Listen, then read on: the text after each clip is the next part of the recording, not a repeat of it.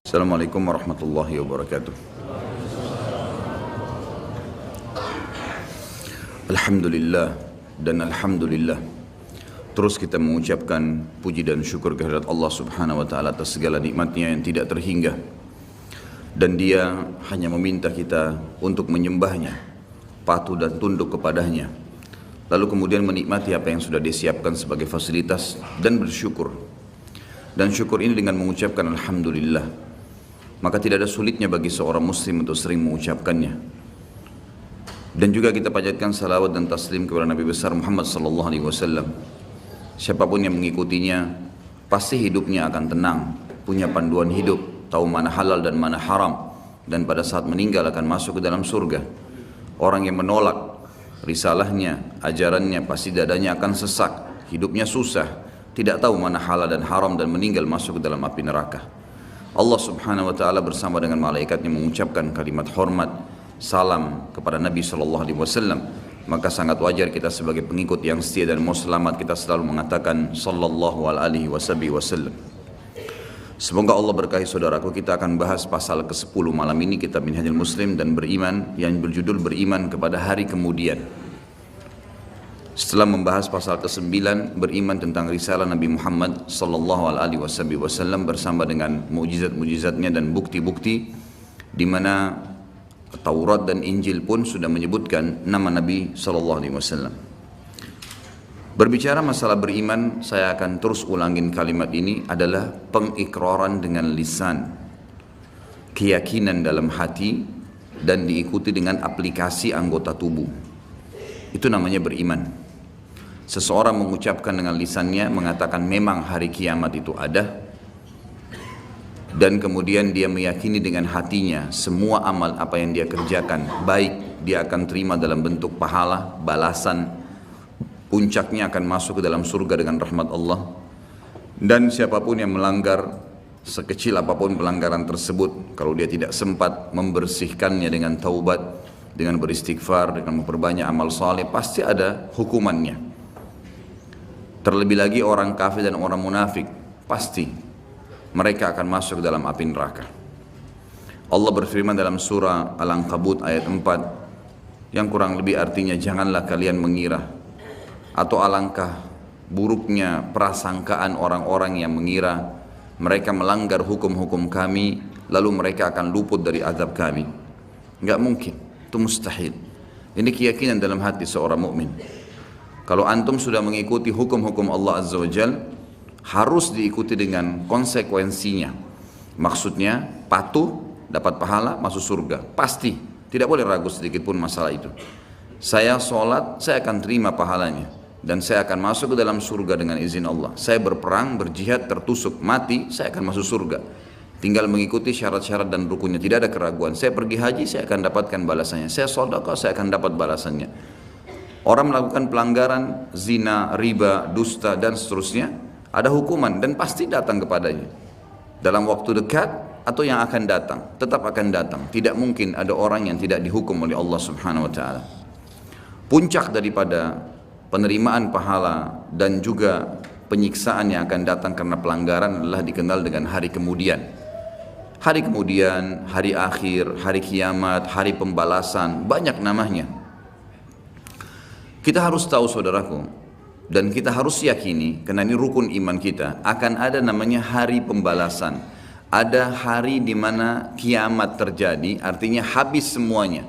Semua yang kita lihat dan kita tidak lihat di langit, di bumi, di kedalaman lautan, semuanya akan habis. Ada saatnya di mana ajalnya datang, semuanya akan hancur dan terjadilah kiamat.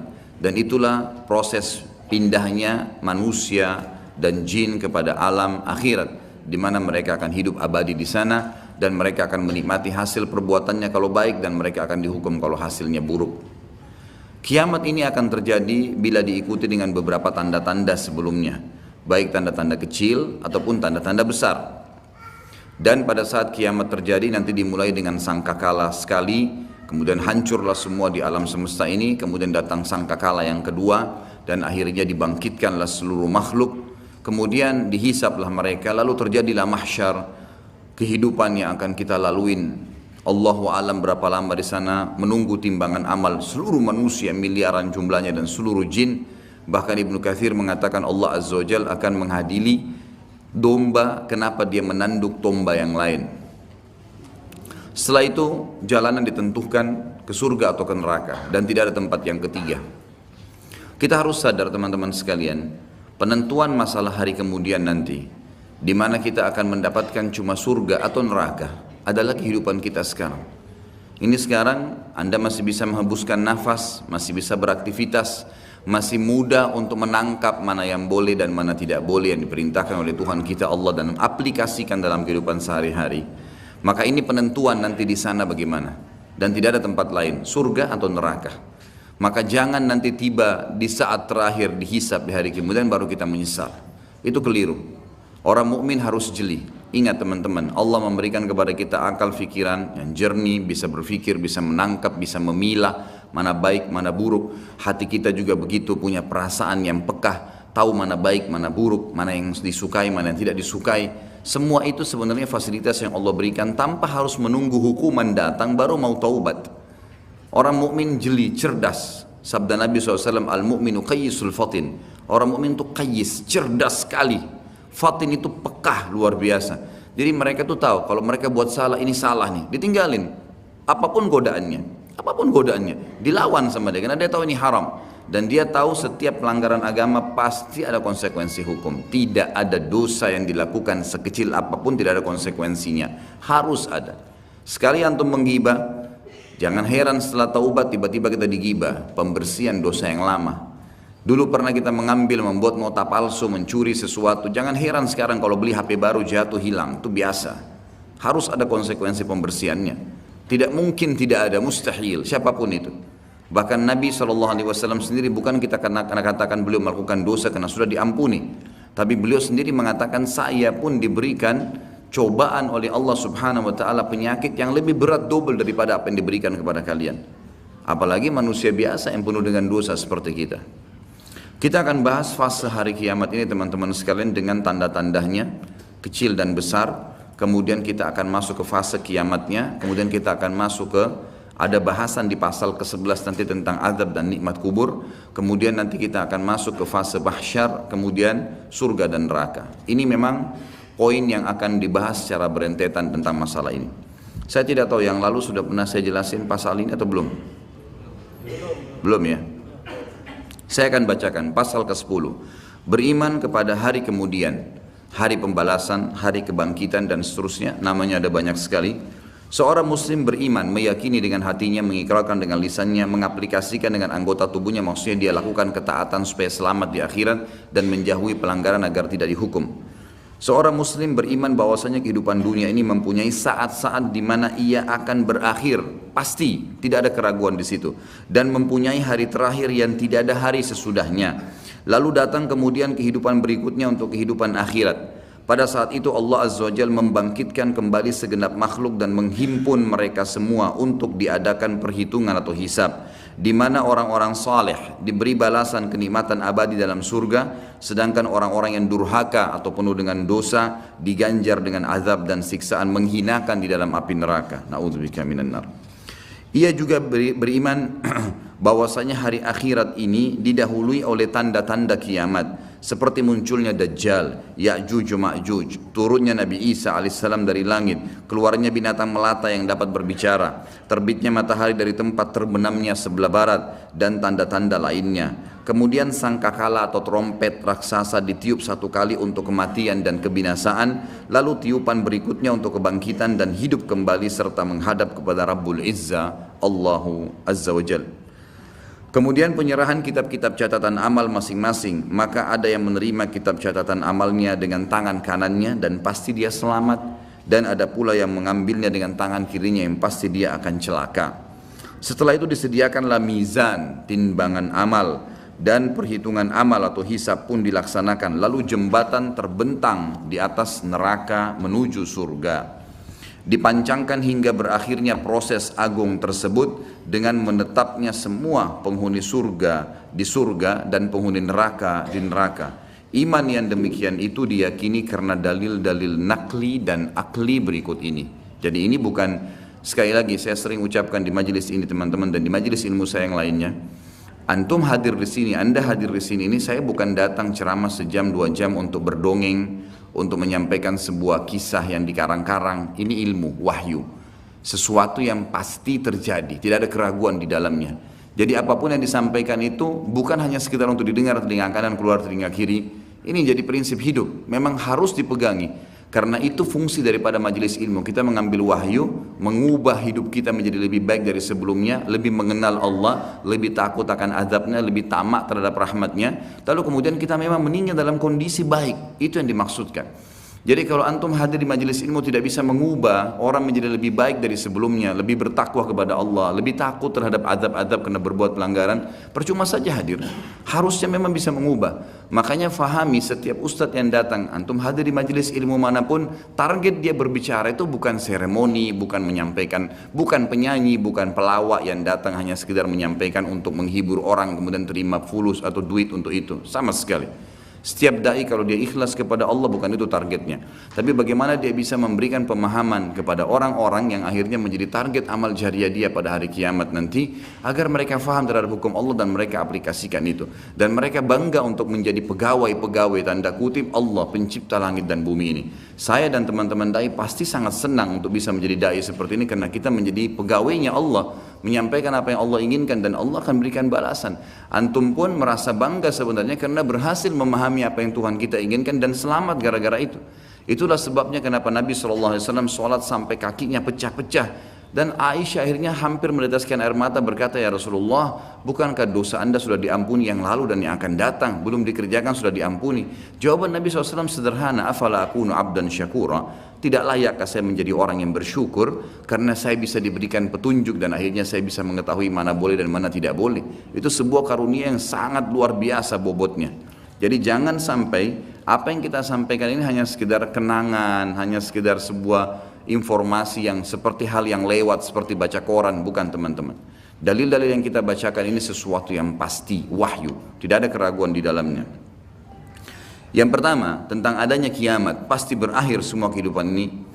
Adanya berita dari Allah Subhanahu wa taala tentang hal tersebut sebagaimana kekal dalam firman-Nya dalam surah Ar-Rahman ayat 26 dan 27. A'udzu billahi minasyaitonir rajim. Kullu man 'alaiha fan wa yabqa wajhu rabbika dzul jalali wal ikram. Semua yang ada di bumi ini akan binasa, tidak terkecuali hancur, dan tetap kekal wajah Rabbmu yang mempunyai kebesaran dan kemuliaan.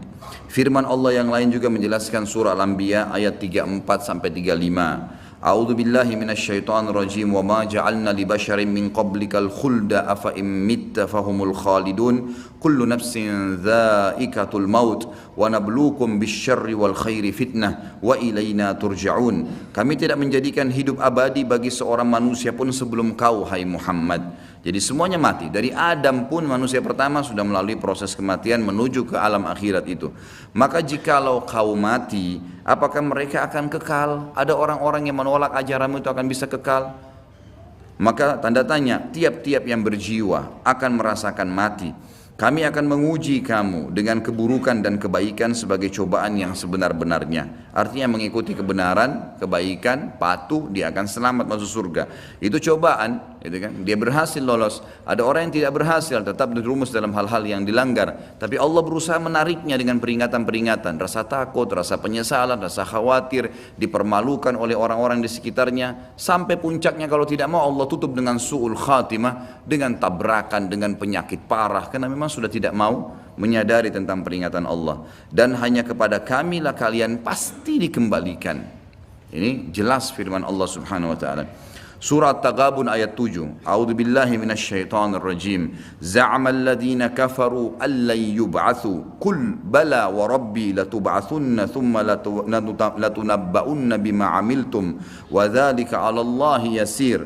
Orang-orang yang kafir mengatakan bahwasanya mereka sekali-kali tidak akan dibangkitkan lagi. Tidak ada hari kiamat, enggak ada hari hisab. Katakanlah hai Muhammad dengan jelas dan tegas, tidak demikian demi Rabbku, demi Allah, demi Tuhanku. Benar-benar kalian akan dibangkitkan, kemudian akan diberitakan kepada kalian apa yang telah kalian kerjakan. Yang demikian itu adalah mudah bagi Allah. Surah Al-Mutaffifin ayat 4 dan ayat 6, bertubi-tubi ayat Al-Quran menceritakan kepada kita. A'udzu billahi minasyaitonir rajim. Ala yadhunnu ulaika annahum mab'utsun liyaumin 'azim yauma yaqumun nasu lirabbil alamin. Tidakkah orang-orang itu yakin bahwasanya sungguhnya mereka akan dibangkitkan pada suatu hari yang besar, berat hari itu. Beratnya luar biasa karena penentuannya surga atau neraka, enggak ada opsi, enggak ada tengah-tengah. Harus di sini nikmat abadi atau di sini azab yang menyakitkan dan menyedihkan. Yaitu hari ketika manusia berdiri menghadap Rabb alam semesta.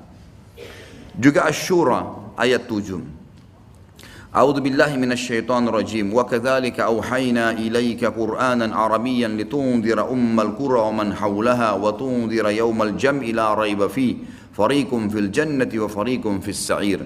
Demikianlah kami wahyukan kepadamu Al-Quran dalam bahasa Arab, hai Muhammad, supaya kamu memberikan peringatan kepada Ummul Qura, penduduk Mekah, dan penduduk negeri-negeri sekelilingnya, seluruh dunia, serta memberi peringatan pula tentang hari berkumpulnya manusia atau hari kiamat yang tidak ada keraguan padanya. Segolongan pasti pada saat itu akan masuk ke dalam surga, dan segolongan lagi pasti masuk ke dalam neraka. Tidak ada pilihan yang lain. Sekarang penentuannya teman-teman, hati-hati. Jangan pernah terpengaruh dengan lisannya orang-orang di sekitar kita. Pujian dia, hinaan dia, cacian dia hanya sepanjang lidahnya. Kamu alim ya, kamu hebat ya, kamu gagah ya, kamu kaya lah. Itu hanya sepanjang lidah. Jangan itu membuat kita lalai, nggak ada gunanya sama sekali. Atau bahkan mungkin dia menghardik dengan kata-kata yang tidak baik, mencaci maki. Allah mengajarkan, kalau ada orang seperti ini, wa idza khatabahumul jahiluna qalu salama. Kalau orang bodoh mengajak bertengkar, tinggalkan saja kata Allah, enggak usah dilayani. Enggak ada waktu untuk menyanyiakan waktu kita kepada hal-hal yang tidak ada manfaatnya. Para ulama salaf kita memaksimalkan waktu mereka per detiknya, dari kegiatan ibadah ke ibadah apalagi, terus begitu. Sampai seseorang di antara mereka berharap tidak ngantuk malam hari supaya bisa beribadah semalam suntuk, karena tahu ini akan terjadi hal-hal yang akan besar nantinya. Para sahabat Abu Darda, Abu Hurairah dan sahabat-sahabat Nabi yang lain semuanya, mereka sering menangis tiba-tiba tanpa sebab. Lalu ditanya oleh orang-orang sekitarnya dari para tabi'in, ada apa? Anda ini menangis, bukankah Anda sahabat Rasulullah? Maka jawaban mereka, sungguh bekal kami sangat sedikit, perjalanan masih panjang, tidak ada jaminan amal kami sudah diterima, walaupun kami sudah melakukannya. Mungkin ya, ada kekurangan-kekurangan dalam amal tersebut. Kita tidak pernah tahu, dari khayalan sholat, dari ini, dari itu, dari riya dan seterusnya. Ini berbahaya. Kalau para sahabat bisa khawatir begitu, bagaimana dengan kita teman-teman sekalian? Harusnya kita lebih jeli dan lebih hati-hati lagi. Alhamdulillah dengan kemahamurahannya Allah, Allah memberikan fasilitas yang namanya taubat, mudah sekali dilakukan. Tinggal mau meninggalkan perbuatan salah, jadi orang baik-baik, itu saja. Patuhi jalannya Allah, maka Allah masih bisa mengampuni itu kesalahan-kesalahan. Walaupun apa yang sudah kita sia-siakan sudah rugi sendiri. Artinya kalau pernah kita selama 10 tahun lalai terus berbuat dosa, dan dalam 10 tahun itu ada orang lain yang sudah berbuat amal ibadah, sudah puasa Senin Kamis, sudah puasa, sudah hadir majelis ilmu, sudah sholat 5 waktu di masjid, sementara kita lalai, maka tentu berbeda antara kita dengan dia. Itu secara akal sehat pastinya. Jadi jangan sampai kita menganggap semua orang sama tingkatannya, tidak. Tapi bukan mustahil dengan amal-amal yang tersisa setelah kita taubat akan meninggikan derajat kita. Bukan mustahil. Merengek, memohon, tamak terhadap rahmat Allah diperintahkan, dianjurkan. Dalam surah Zalzalah yang sangat masyhur, ayat 1 sampai ayat 8, satu surah lengkap, Allah Subhanahu wa taala menyebutkan, A'udzu billahi minasyaitonir rajim. Idza zulzilatil ardu zilzalaha wa akhrajatil ardu athqalaha wa qala al insanu ma laha yawma idzin tuhadditsu akhbaraha bi anna rabbaka awha laha yawma idzin yasdurun nasu ashtatan liyaraw a'malahum faman ya'mal mithqala dharratin khairan yarah wa man ya'mal mithqala dharratin syarran yarah. Apabila bumi digoncangkan dengan goncangannya yang dahsyat dan bumi telah mengeluarkan beban-beban berat yang dikandungnya, semuanya yang ada kuat, tambang-tambang segala suatu batu-batu yang kuat di bawah tanah semua terbongkar pada hari itu. Dan manusia bertanya, mengapa bumi jadi begini? Pada hari itu bumi menceritakan beritanya, karena sungguhnya Rabbmu telah memerintahkan yang demikian kepadanya. Pada hari itulah manusia keluar dari kuburnya dalam keadaan yang bermacam-macam, supaya diperlihatkan kepada mereka balasan pekerjaan mereka. Barang siapa yang mengerjakan kebaikan walaupun seberat zarrah, biji sawi, niscaya dia akan melihat balasannya. Dan barang siapa yang mengerjakan kejahatan walaupun seberat biji zarrah, biji sawi, niscaya dia akan melihat balasannya pula. Surah Al-An'am 158.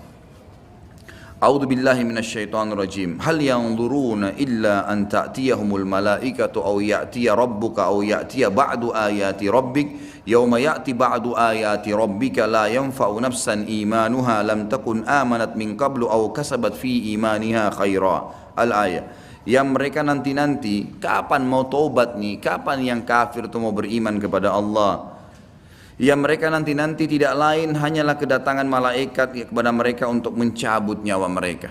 Tidak ada yang lain. Berarti keras kepala, nggak mau taubat, nggak mau baik, nggak mau berubah, nggak mau meninggalkan dosa-dosa. Kalau gitu tunggu aja malaikat mau datang. Atau kedatangan Rabbmu, atau pada hari kiamat lebih dahsyat lagi. Atau kedatangan sebagian tanda-tanda Rabbmu. Ya, tanda-tanda sebelum terjadi hari kiamat. Pada hari datangnya sebagian tanda-tanda Rabbmu tidaklah bermanfaat lagi iman seseorang bagi dirinya sendiri yang belum beriman sebelum itu, atau dia belum mengusahakan kebaikan dalam masa imannya. Ada beberapa ayat di sini akan disebutkan berhubungan dengan masalah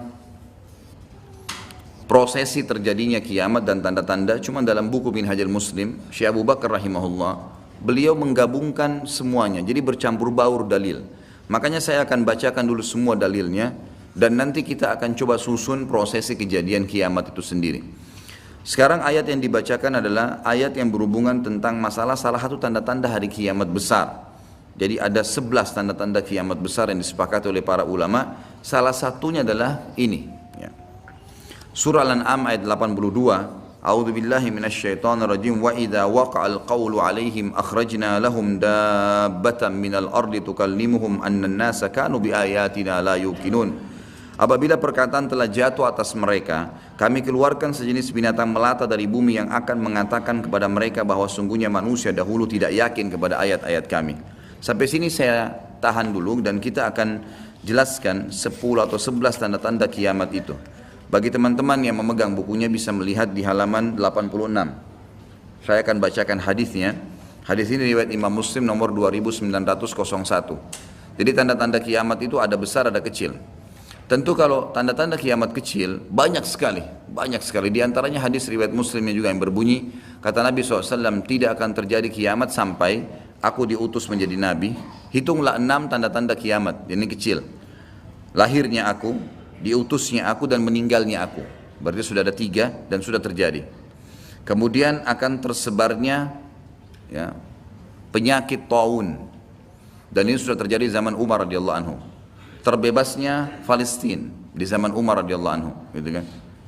Kemudian pembebasan negeri Persia terjadi di zaman Umar radhiyallahu anhu. Berkumpul semua itu.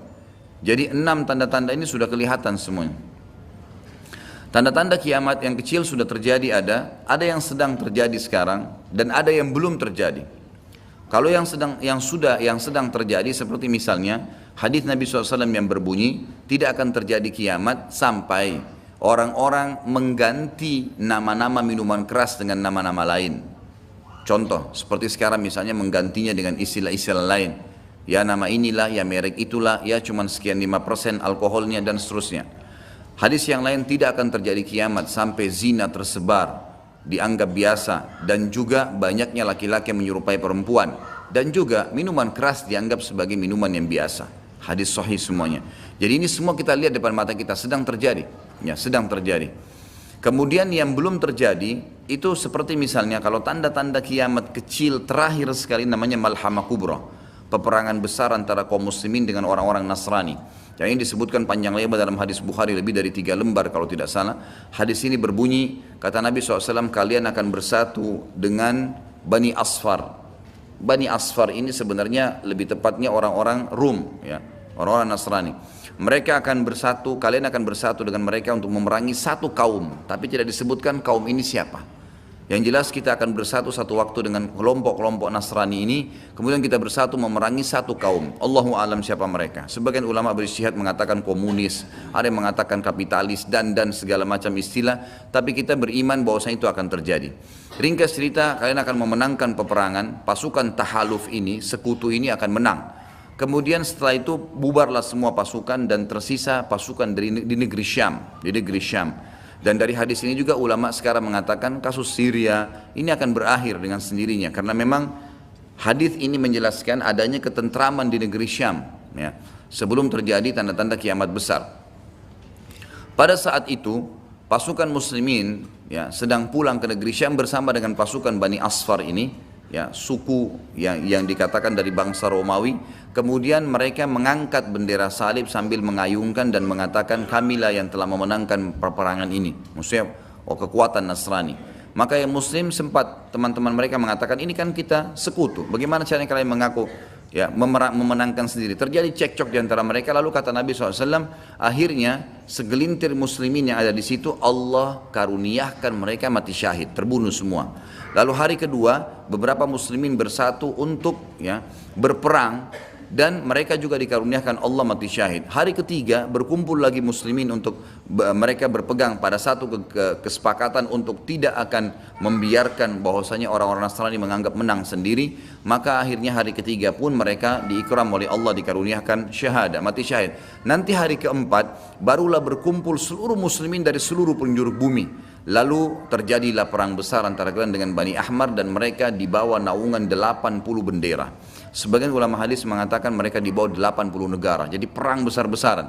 Dan di dalam kegiatan orang-orang Nasrani, di sebagian pastor dan pendeta, mereka menamakan akan terjadi nanti perang salib besar, puncak daripada penentuan siapa yang menang dan siapa yang kalah.